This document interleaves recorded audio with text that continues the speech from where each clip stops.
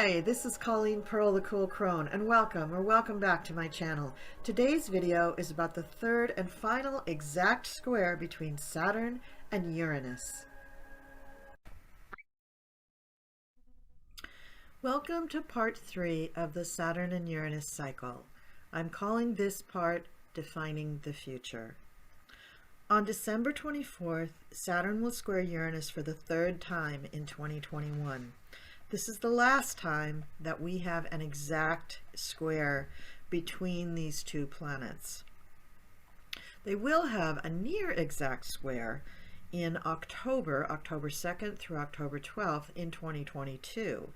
And then they won't really come close together until they have a sextile, which is 60 degrees apart, on April 4th through April 12th, 2025. And this is because Saturn and Uranus have had a waning square going on for most of 2021, and waning means that it's ending, it's finishing, it's becoming smaller or less than, and then far in the future, a few years in the future, we're going to have another conjunction, which I will talk about at the end of the video. So with the near exact square in October of 2022, it will probably repeat some of the themes that we have been experiencing throughout 2021. It won't be a deja vu at all. It will be a conflict of some kind. And we'll talk throughout this video about what the conflicting energies between Saturn and Uranus really mean, and also what they mean when they're in the signs of Aquarius for Saturn and Taurus for Uranus. Now, in parts 1 and 2 of this series, I spoke about how these two planets and their cycle have predicted times of upheaval and rebellion in the United States history. You may find those two videos interesting if you like looking at astrological influences as they affect our country. The cycle of Saturn and Uranus always play a key role in significant historical moments in the U.S.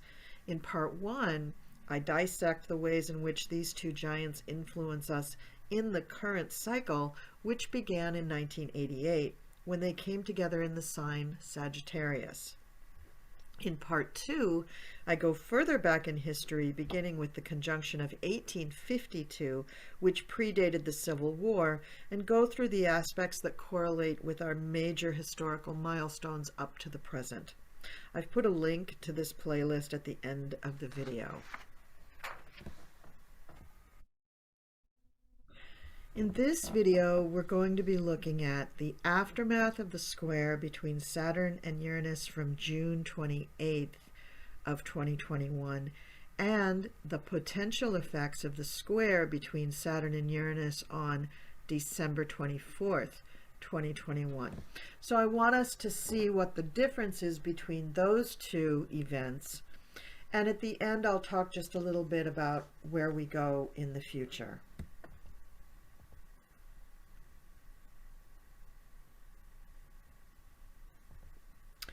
So in June, specifically June 28th of 2021, we had several planets retrograde. 4 planets actually were retrograde. We had Jupiter, Saturn, Neptune, and Pluto all in retrograde during the time of this square. So that means that Saturn itself was not operating at full potential in June. And still, it had a powerful effect on us as a country. And let's keep in mind also that we always are still under the influence of that initial conjunction in Sagittarius. So all of our struggles will involve foreign countries because Sagittarius rules foreign countries. Now let's keep in mind the ways in which we are influenced from that basic 1988 conjunction. So issues affected by Sag will still be affecting us, and this is 40 years ago that we had this initial conjunction. So up until 2032, when we have the next conjunction in the opposite sign in Gemini, we will continue to experience the design, the overarching theme of Saturn conjunct Aquarius in Sagittarius. So this means that foreign countries, invasions, attacks, the internet, trade, publishing, and you'll note that during the last 40 years, the internet, a part of this Sag umbrella here, has taken over journalism, book, and magazine publishing almost exclusively. We still have publications, but even those publications now are sold over the internet.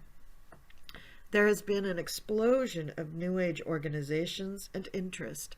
So we look at Scientology, other more Western style religions have really exploded, evangelicalism, cults, neo-paganism and its appending religions, changes to and explosions to the legal industry, meaning that we just have individuals who are a lot more litigious, like Trump, coming to the public's notice.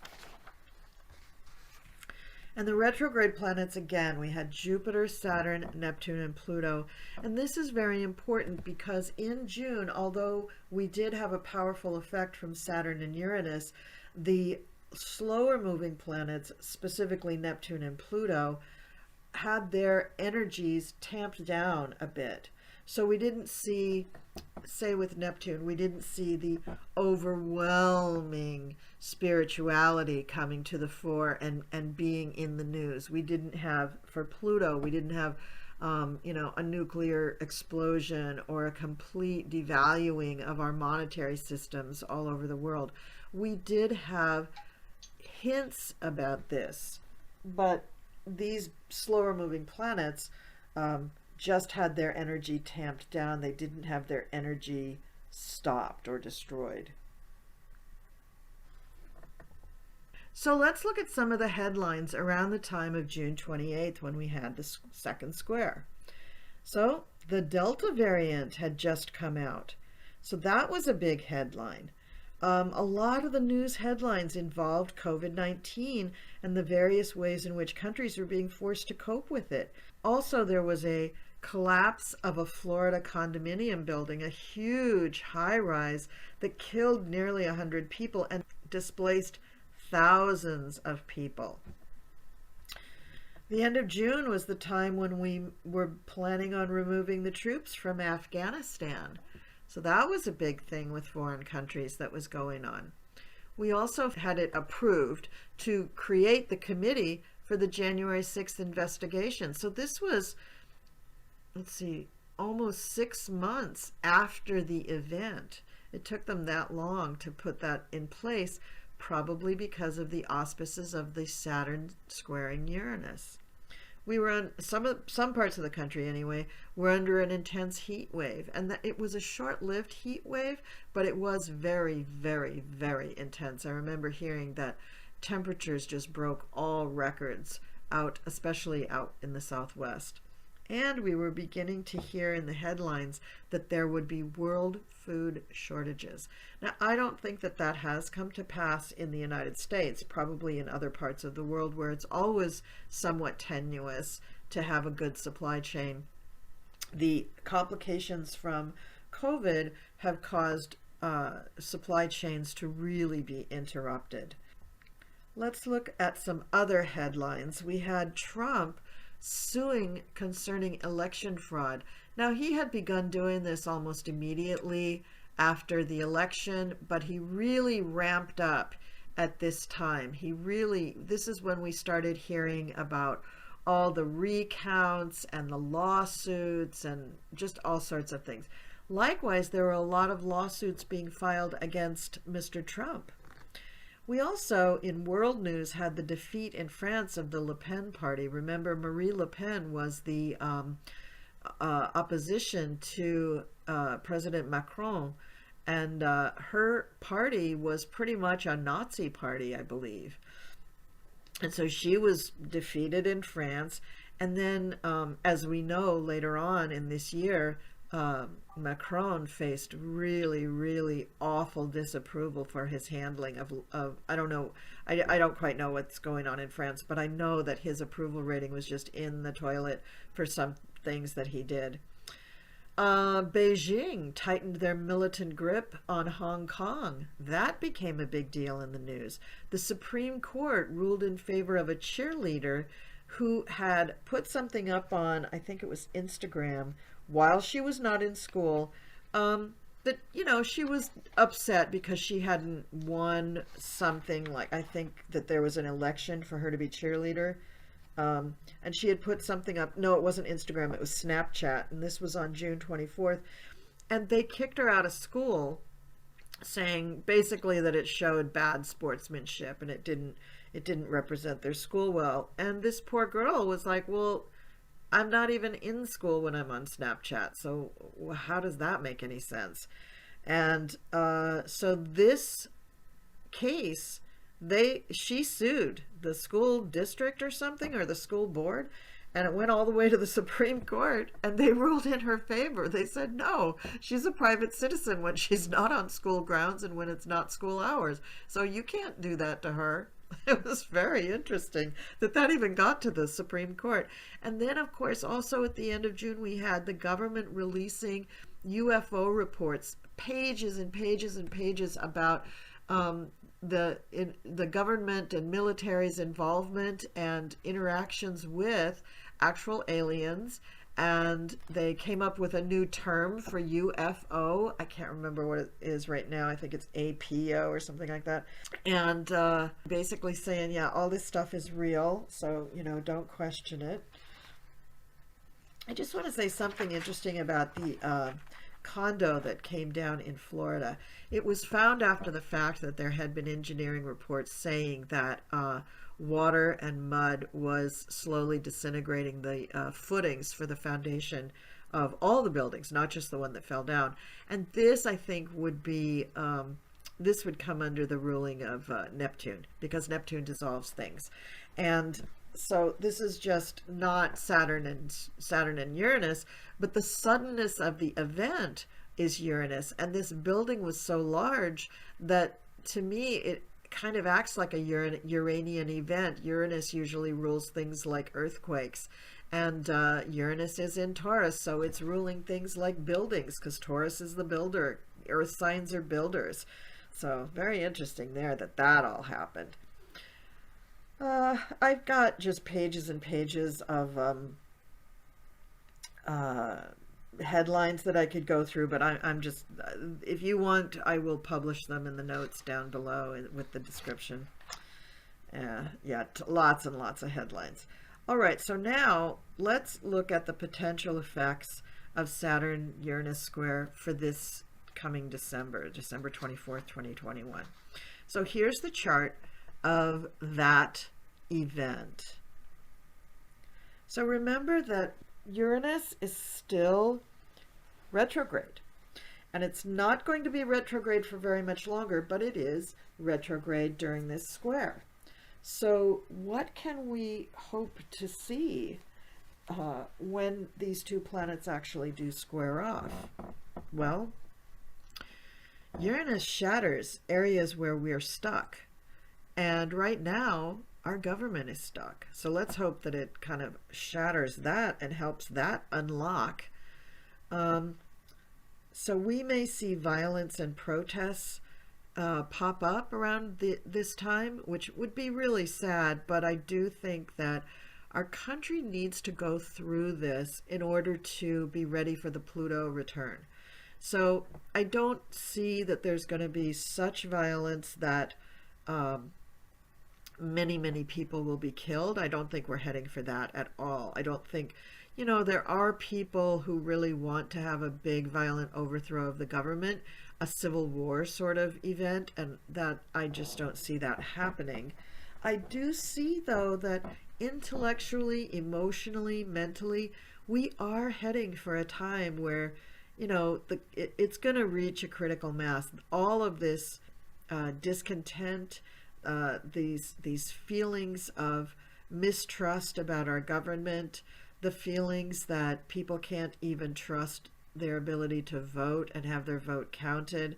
I mean, these are really difficult emotions to deal with.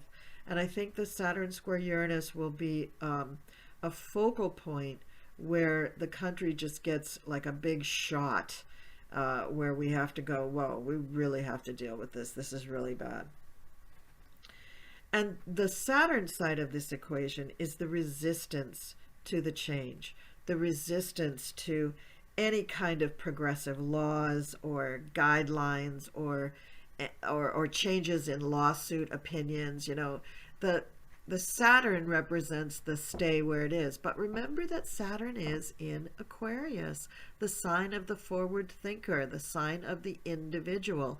So things like that Supreme Court hearing where the cheerleader won her case, good on her for being brave enough to even pursue the case. And, you know, probably she comes from a family that was well-to-do enough that they could afford for her to sue the school board. But the fact that she went all the way to the Supreme Court, that's a very Aquarian kind of thing to do.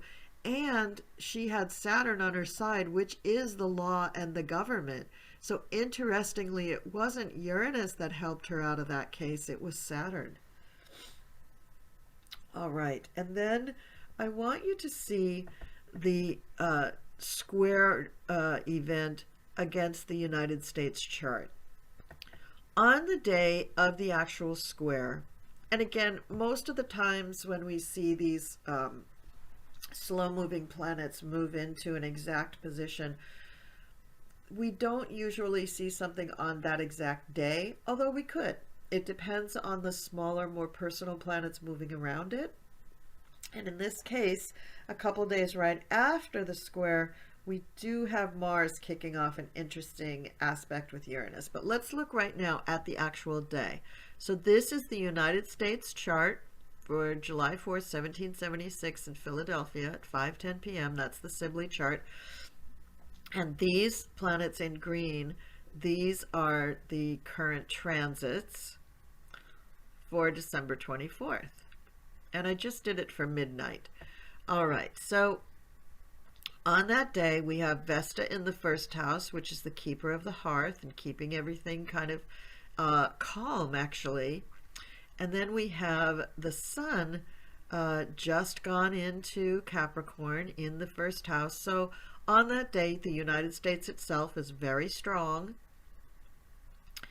We've got Juno and Mercury conjunct here at the end of Capricorn, approaching Pluto in the second house. Now, Juno and Mercury very well may be affecting the second house, which would be our financial system.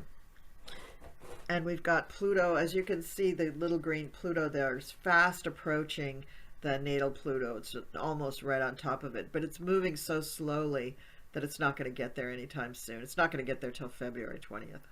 And then if we keep moving past Pluto, past Venus, which is separating from that conjunction with Pluto on that day,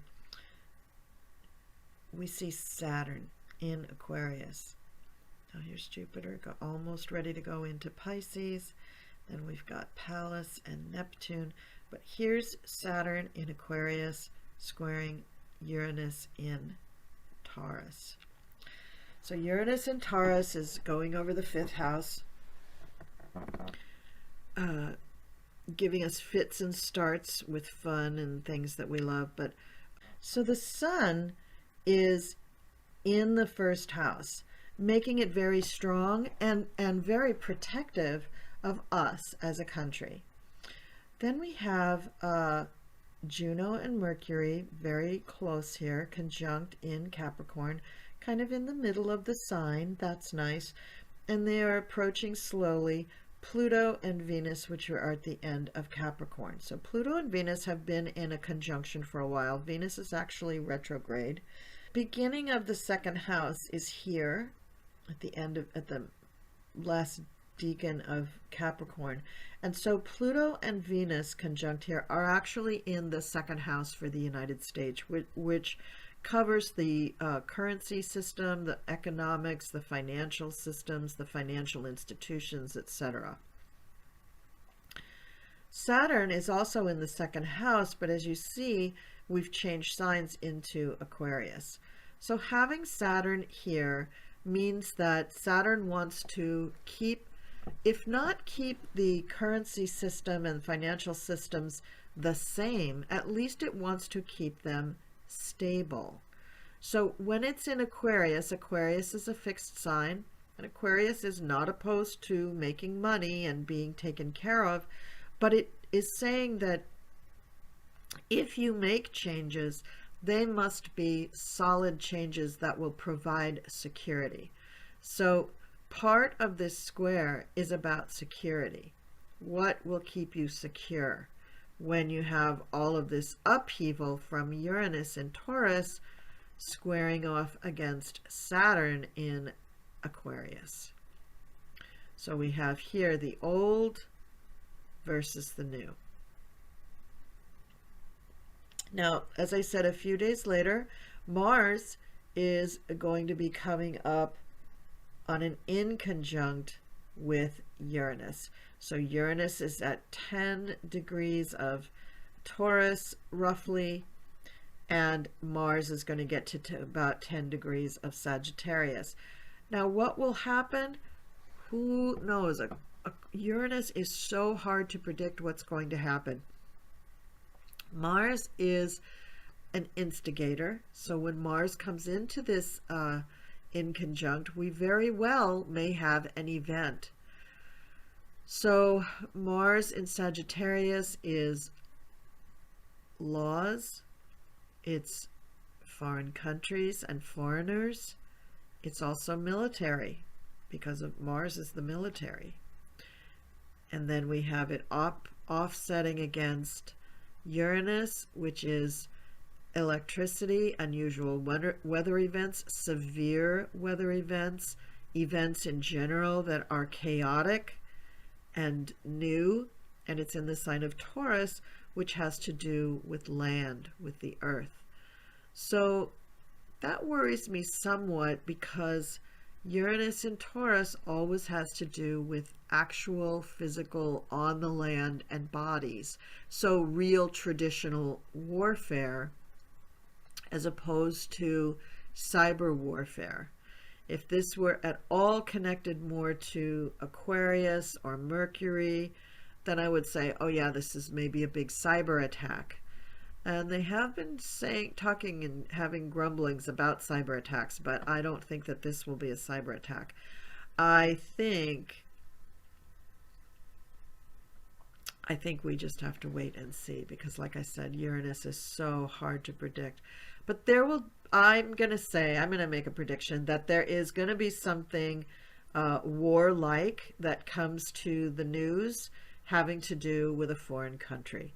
Now, you see here ANT, and I can't remember the name of that star, but that's a star that has to do with war. So I'm going to say that there's going to be a threat of war right around Christmas Eve, or just before, just after, and it's going to have to do with not on our homeland, but somebody else's homeland. Let me point out one more thing, that Saturn and Uranus are squaring off at almost the exact same degree as they did in June of 2021. So if we think back to all of those headlines having to do with COVID, didn't we just have a new variant discovered, Omicron? Yes. Aren't we also talking about new lockdowns or new restrictions or new mandates or new guidelines? Yes. And this is all connected to the Uranus-Saturn square with the involvement of Neptune and Pluto. Neptune and Pluto are at way different degrees than Uranus and Saturn. Saturn and Uranus have been around 10 degrees of their fixed signs. Neptune has been around 20 degrees of Pisces, and Pluto has been around 24 to 27 degrees of Capricorn. It retrograded for a while, so it went back. So how do we interpret this? Well, there's no connection between the actual square of Saturn-Uranus with Neptune. And Neptune is usually the one we look to for difficulties with viruses. But here's the thing, is that whenever Neptune is in Pisces, there are pandemics. That's just the way it goes in the world. So either the opposition, or when Neptune does a return to its natal place for our country, we have pandemics. So in February, at around the same time as the Pluto return, we're going to have the Neptune opposition. And that is, again, going to be a big time for the virus. Either a method for eradication of the virus or another big explosion of it. And I think it's going to be eradication. I think that we've just come too far medically to have something overtake us by surprise completely again. Now, even with Mars coming into the inconjunct with Uranus a few days after the exact square with Saturn, overall, I don't think that it's going to be, the square is going to be terribly harmful militarily or in terms of violence. Like I said, I really don't think it's going to be super, super uber violent, but I do think it could involve military and it could involve foreign countries. So I think there may be a threat to. Also, there could be an issue pertaining to the food, to our food supply or the food industry, the beef industry, the pork industry, the dairy industry, something like that, because Uranus is in Taurus and Taurus rules food. We've got Venus conjuncting Pluto at the same time, and this could bring about a revelation of some kind of money scheme or organization wielding great sums of money. So these kinds of things may be revealed at this time. However, Venus is retrograde during this, so the actual revelation may have been discovered at around Christmas Eve time, at around December 24th, but it may not be revealed until Venus goes direct. So we'll have to see what happens with that. Now let's just take a look at what's going to happen. So most likely we will be dealing with fallout from difficulties in Congress pertaining to the infrastructure bill, which I don't think the second part of that has passed yet, payouts from the government to normal U.S. citizens, i.e. are we ever going to get more stimulus checks, and the Voting Rights Act. I mean, if that goes down the toilet, then we're all really kind of screwed. Also, issues pertaining to like the Supreme Court, that's another old versus new kind of thing. So some of the issues that have been rolling around since the initial square in December of 2020 between these two big planets may come to some sort of resolution at this time. This may be the third final square that kind of puts the nail in the coffin on certain legal issues or certain rules or certain agencies. So that could be very, very promising.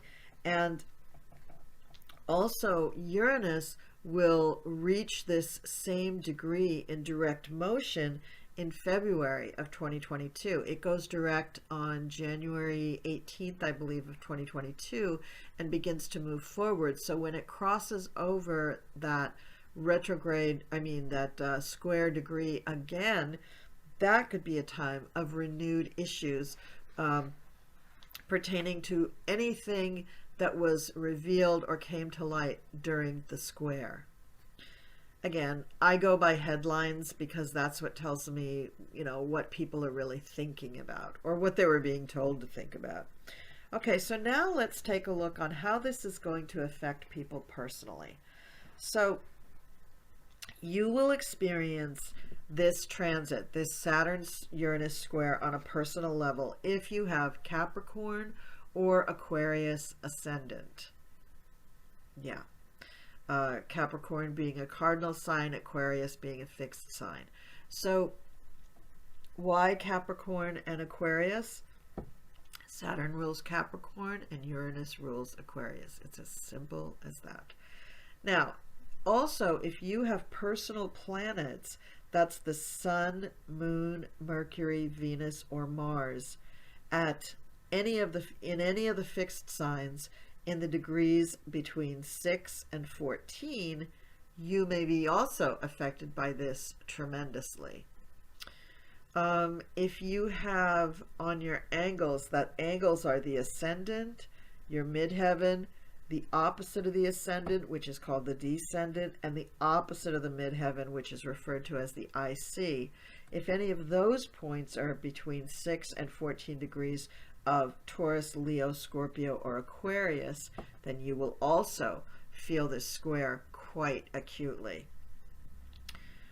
So, however tense the Saturn-Uranus square may feel at the moment, and actually at the time of filming, I'm not feeling it very intensely, but it can get very, very intense. Keep in mind that the transits bring about necessary change and that the universe is always working in our favor.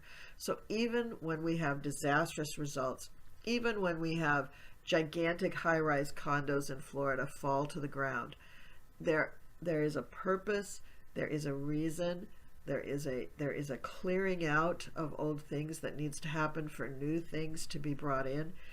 Without these things forcing change on us, our society does not move forward. So it is super, super important that you understand that, and that you don't just feel victimized by what's going on in astrology. It's not happening to you. It's happening for our benefit, actually. Now, this chart shows what's going to happen to the United States in 2032 on June 28th. Isn't that interesting? It's the same date as as the last square. When we again have a Saturn-Uranus conjunction. Here is the conjunction, Saturn and Uranus in Gemini, in late degrees of Gemini. It's actually 28 degrees of Gemini. And I'm thinking that this is going to be the communications era.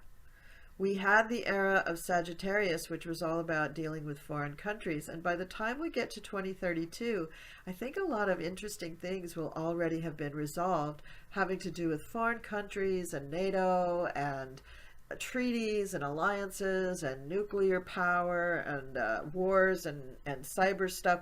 I think a lot of those things will have been dealt with in some way. I mean, it may not be perfect. They may not be, I don't think they'll ever be just put to bed. But I think we will have been through a lot by then. I mean, this is another 10, 11 years away.